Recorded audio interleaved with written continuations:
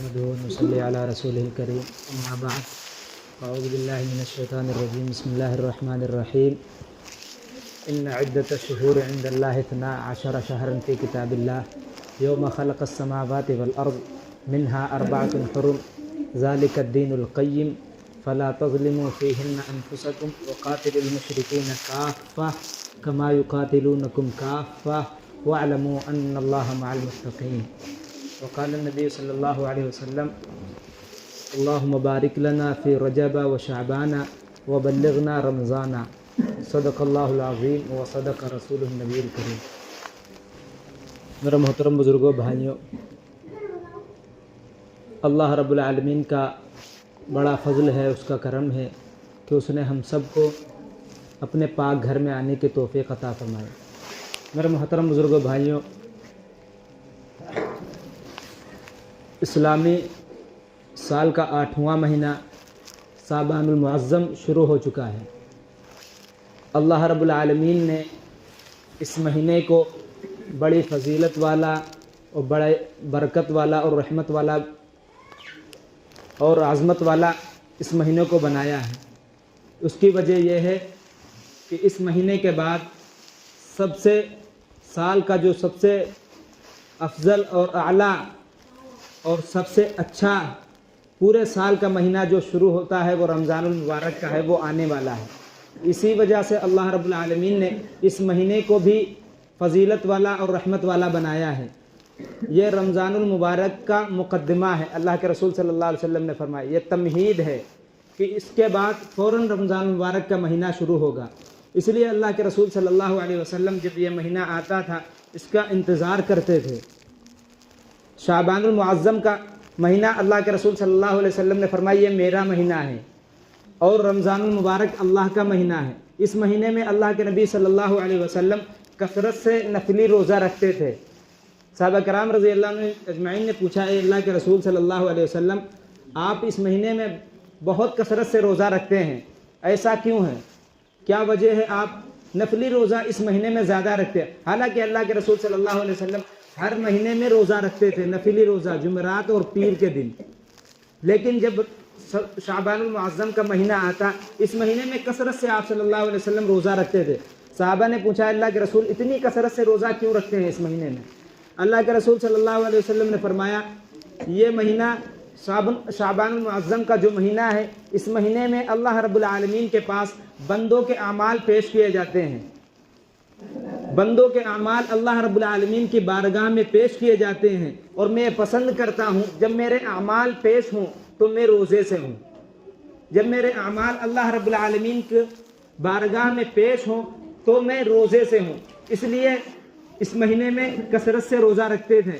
اللہ کے رسول صلی اللہ علیہ وسلم نے اپنی امت کو بھی اسی کی تاکید کی ہے کہ اس مہینے میں جیسے ہی یہ مہینہ شروع ہو اللہ رب العالمین کی عبادت اور ریاضت، ذکر و اذکار میں اضافہ کر دیں. مثلا اگر ہم نے اس کے علاوہ مہینے میں کم عبادت کرتے تھے، کم نفلیں پڑھتے تھے، لیکن جب یہ مہینہ شروع ہو اس کی عظمت یہ ہے کہ اس مہینے میں ہم کثرت سے اللہ رب العالمین کی بارگاہ میں نفلی عبادت کریں. لیکن دیکھا جاتا ہے کہ اس مہینے میں بھی لوگ غافل رہتے ہیں، اس مہینے میں بھی لوگ اللہ کی رحمت سے دور رہتے ہیں. حالانکہ اللہ کے رسول صلی اللہ علیہ وسلم نے فرمایا، میں دن میں 70 مرتبہ اللہ رب العالمین سے توبہ استغفار کرتا ہوں.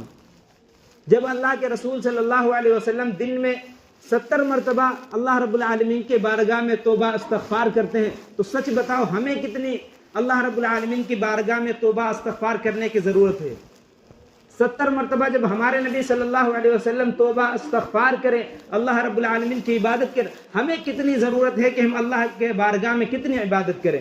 اس لیے یہ چاہا جاتا ہے کہ اس مہینے میں اللہ رب العالمین کی عبادت میں ہم اضافہ کر دیں، اور ہم بھی یہ کوشش کریں، یہ عہد کریں جب ہمارے اعمال اللہ رب العالمین کی بارگاہ میں پیش کیے جائیں تب ہم بھی کوئی نہ کوئی عبادت کر رہے ہوں.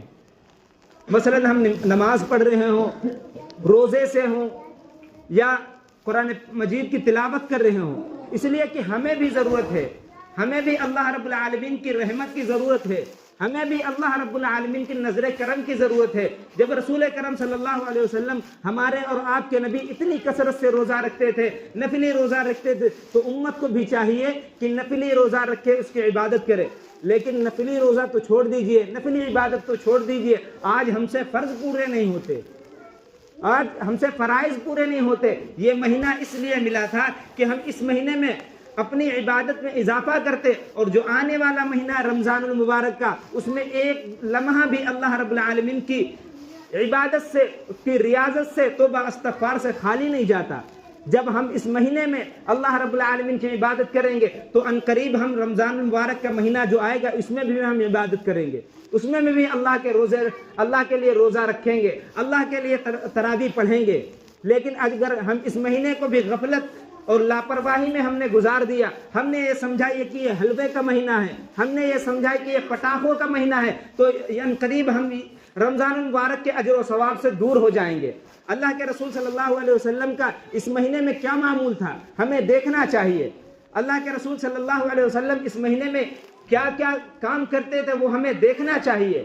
ہم جیسے ہی شعبان المعظم کا مہینہ آتا ہے، کچھ لوگ ہم میں سے جو حلوے بنانے لگتے ہیں، اس میں اپنا ٹائم ضائع کرتے ہیں، کچھ لوگ پٹاخے بجاتے ہیں، کچھ لوگ خرافاتوں میں لگ جاتے ہیں۔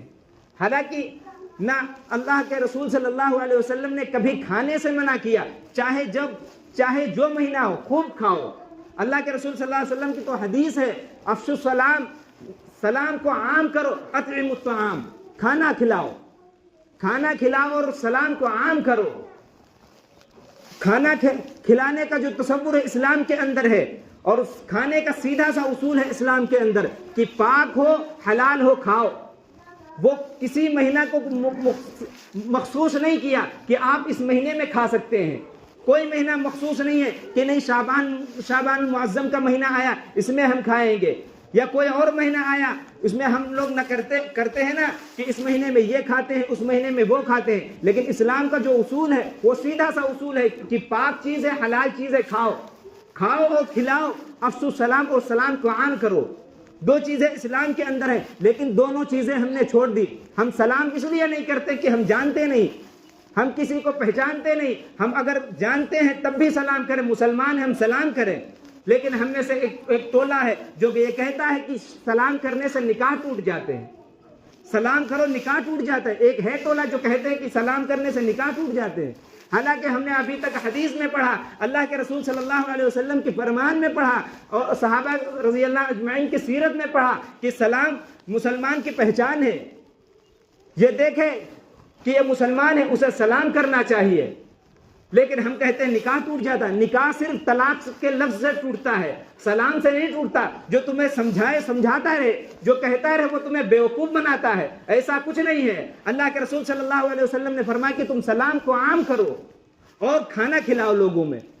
یہ مسلمانوں کی صفت تھی، لیکن افسوس آج ہم نے یہ کرنا چھوڑ دیا ہے۔ آج لوگوں نے یہ جو ہماری صفت تھی وہ لے لی، بھنڈارے چلا رہے ہیں، کہیں کچھ چلا رہے ہیں۔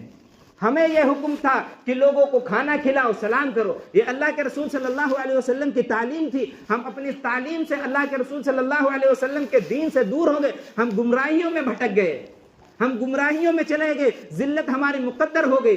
آج دنیا کے کسی ملک میں چلے جاؤ، کسی شہر میں چلے جاؤ، مسلمان پریشان ہیں۔ ایسا کیوں ہے؟ کبھی ہم نے جاننے کی کوشش کی؟ کبھی ہم نے پہچاننے کی کوشش کی؟ ایسا کیوں ہے کہ آج مسلمان ہر جگہ مسلمان پریشان ہے؟ کیوں ہے؟ اس لیے ہے کہ انہوں نے اللہ کے رسول صلی اللہ علیہ وسلم کی تعلیم سے منہ پھیر لیا، آپ صلی اللہ علیہ وسلم کی سنت سے منہ پھیر لیا، اللہ کے رسول صلی اللہ علیہ وسلم کی سنتوں کا مذاق اڑا دیا۔ اللہ کے رسول صلی اللہ علیہ وسلم جب اس دنیا کے اندر آئے تھے، کتنی خرافات تھی، کتنی جہالت عام تھی، لیکن اللہ کے رسول صلی اللہ علیہ وسلم نے جب محنت کی، کوشش کی، صحابہ کرام رضی اللہ عنہ اجمعین کھڑے ہو گئے دین کو لے کر۔ آپ صلی اللہ علیہ وسلم کے ساتھ صحابہ کرام رضی اللہ عنہ اجمعین نے عہد کر لیا کہ ہم دین پر عمل کریں گے، اللہ کے رسول صلی اللہ علیہ وسلم کے دامن کو نہیں چھوڑیں گے، آپ صلی اللہ علیہ وسلم کی سنتوں کو ہم پورا کریں گے۔ اللہ کے رسول صلی اللہ علیہ وسلم کی جب سنتوں کو پورا کیا، اللہ کے رسول صلی اللہ علیہ وسلم جب دین پر عمل کیا، قرآن نے اعلان کر دیا رضی اللہ عنہم ورضوا عنہ، یعنی اللہ ان سے راضی ہے، اللہ ان سے خوش ہے، اور یہ اللہ سے خوش ہو گئے۔ جب انہوں نے دین پر عمل کیا، جب دین کو اپنا مقدر بنا لیا. جب دین کے لیے وہ اپنے آپ کو پیش کرنے لگے کہ ہم جان بھی دے دیں گے, مال بھی لگا دیں گے اللہ کے دین کے لیے, قرآن نے انہیں قیامت تک کے لیے بشارت سنا دی. آج ہم بھی چاہتے ہیں کہ ہم کامیاب ہوں, ہم بھی چاہتے ہیں کہ اللہ رب العالمین ہمیں دنیا کے اندر بھی کامیاب کرے. صرف ایک کام ہمیں کرنا پڑے گا, وہ یہ ہے کہ قرآن سے اور اللہ کے رسول صلی اللہ علیہ وسلم کی سنتوں سے ہمارا رشتہ مضبوط کرنا پڑے گا. اگر ہم اپنے دین کو اور اللہ کے رسول صلی اللہ علیہ وسلم کی سنتوں کو اور قرآن حدیث کو ہم پڑھنے لگے, ان قریب ہم بھی دنیا کے اندر چمک جائیں گے.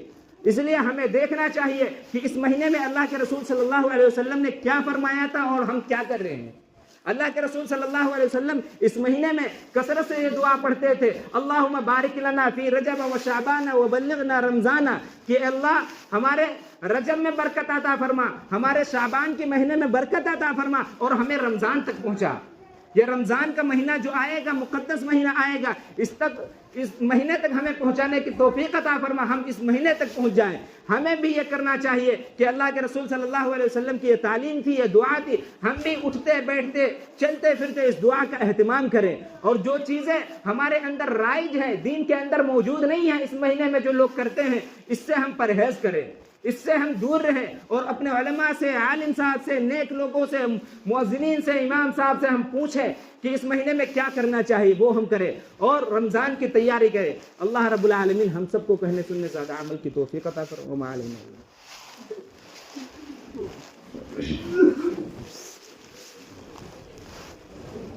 اللہ اکبر, اللہ اکبر, اللہ اکبر, اللہ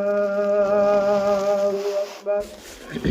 اشہد ان لا الہ الا اللہ, اشہد ان لا الہ الا اللہ, اشہد ان